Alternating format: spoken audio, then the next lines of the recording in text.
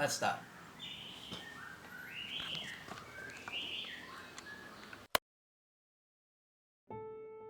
Oke, pernah nggak sih kalian bayangin kenapa orang sukses itu bisa sukses? Padahal kalau kita lihat kan semua orang itu bisa belajar untuk sukses kan?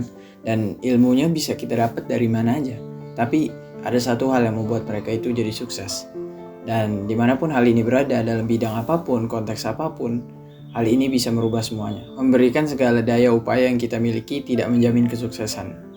Tapi itu adalah satu-satunya jalan menuju kesuksesan. Kalimat yang barusan gue dapat dari Jurgen Klopp, pelatih Liverpool yang sekarang, dan menurut gue kalimat tadi itu sangat keren dan gue sangat setuju dengan kalimat tersebut, dimana ya lu nggak bisa sukses hanya dengan kerja keras. Nah, faktor yang pengen gue bahas di sini adalah keberuntungan atau privilege. Pernah nggak sih lu nanya-nanya kenapa gue nggak punya privilege? Kenapa orang lain punya? Kenapa di dunia ini harus ada yang namanya privilege? Well, pertanyaan itu banyak banget ditanyain oleh seluruh orang yang ada di dunia ini. Baik yang udah punya privilege maupun yang privilege-nya dikit, mereka tetap nanya pertanyaan ini. Singkatnya, privilege ini membuat banyak manusia ini resah karena mereka merasa dunia ini nggak adil. Anyway, berhubung di judul ada nama Spinoza, gue mau cerita dikit tentang Spinoza ini. Nah, dia itu adalah seorang filsuf dan gue nemunya di buku yang baru kemarinan gue baca, itu judulnya Dunia Sofi, itu buku novel filsafat. Nah, si Spinoza ini adalah seorang filsuf Belanda yang lahir pada tanggal 24 November 1632 dan wafatnya itu pada 21 Januari 1677. Pemikirannya yang terkenal itu tentang substansi tunggal alam, yang artinya Tuhan dan alam itu satu kesatuan.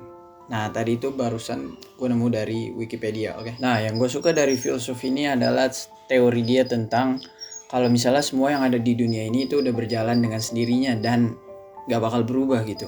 Dan of course sangat berkaitan dengan privilege. Nah, di buku ini ada satu analogi yang digunakan. Nah, kurang lebihnya itu kayak gini. Ketika sebuah pohon apel itu bermimpi atau berpikiran ingin menghasilkan buah mangga dan juga buah semangka, hal ini bisa aja terjadi karena ini cuma pikiran gitu kan. Tapi kenyataan bahwa dia hanyalah pohon apel itu nggak bisa dihilangkan. Jadi satu-satunya buah yang bisa dia hasilkan adalah pohon apel. Dan kemungkinan terbaiknya adalah dia menghasilkan apel paling enak di dunia. Nah, gue ngartinya gini, kita nggak bisa jadi orang lain dimana kita nggak punya privilege-nya orang lain. Oke, itu adalah satu kenyataan yang nggak bisa dirubah. Tapi kita bisa jadi lebih baik dari orang lain dengan menjadi versi terbaik dari diri kita. Sama kayak apel paling enak. Tapi untuk mendapatkan apel paling enak itu, kita itu butuh yang namanya privilege. Dan juga kita butuh kerja keras. Oke, jadi sama kayak apel yang paling enak. Di dunia ini banyak apel yang enak doang. Tapi yang paling enak itu hanya ada beberapa di dunia, ya kan? Nah, sama kayak manusia, yang paling baik itu cuma ada beberapa di dunia ini karena mereka punya privilege yang bagus dan mereka latihannya juga bagus. Nah, hal ini tuh sama dengan analogi yang kedua. Ada dua pohon apel. Yang pertama itu pohon apel yang punya privilege yang bagus. Dia disinari matahari, dialiri air yang lancar.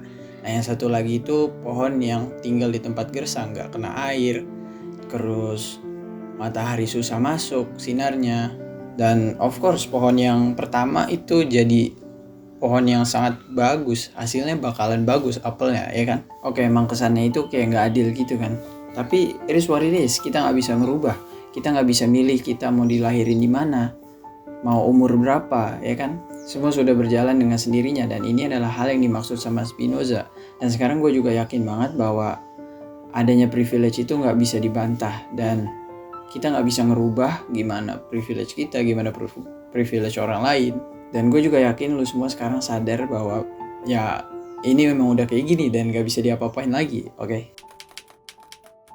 Terima aja kalau misalnya Bill Gates itu drop outnya dari Harvard. Terima aja kalau misalnya Mark Zuckerberg itu dulu dilesin programming sama bapaknya waktu komputer itu masih baru. Terima aja kalau misalnya Elon Musk itu bapaknya penguasa tambang emerald. Oke, jadi kuncinya ada terima aja karena ya emang udah nggak bisa diapa-apain lagi. Dan Mark Manson pernah jelasin di bukunya kalau kita udah nerima semuanya bakal jadi enjoy aja. Yang kedua adalah usaha, karena satu-satunya jalan untuk menghancurkan sistem privilege ini, untuk menyingkirkan sistem privilege ini, itu adalah dengan usaha dan berdoa sama Allah. Karena ya Allah yang menciptakan privilege ini, sistem privilege ini. Karena dia yang menciptakan dan bisa mengubah takdir, oke? Dan yang ketiga adalah keturunan, dan ini adalah opini pribadi gue. Nah, jadi maksudnya adalah lo harus berusaha sekuat tenaga untuk menghasilkan yang terbaik dari yang lo punya, dan lo bisa memfasilitasi anak lo dengan privilege yang lebih baik dari yang lo punya semasa lo kecil, oke? Nanti jadinya dia bakal jadi seseorang yang lebih baik karena memiliki privilege yang lebih baik. Begitu seterusnya sampai keturunan lo berlanjut, oke? Mungkin teori ini itu bisa dibuktikan sama perjalanan umat manusia yang tadinya masih pakai panah, sekarang udah pakai pistol, tembakan, dan juga teknologi yang semakin canggih. Anyway, tadi semua adalah pendapat gue. Kalian bebas mau komen apapun, mau setuju atau nggak setuju, atau mungkin kalian punya pandangan lain, silahkan komen di bawah. Dan oh iya, gue juga punya website. Gue baru bikin website sekitar 1 atau 2 minggu yang lalu. Namanya rafadanu.my.id. Nah, di sana gue bikin blog sama kayak gini tentang pendapat-pendapat gue atau informasi-informasi yang gue punya kalau lagi males bikin video, atau emang konten tersebut nggak cocok dibikin video. Anyway, thank you for watching. Seperti biasa, always fantastic.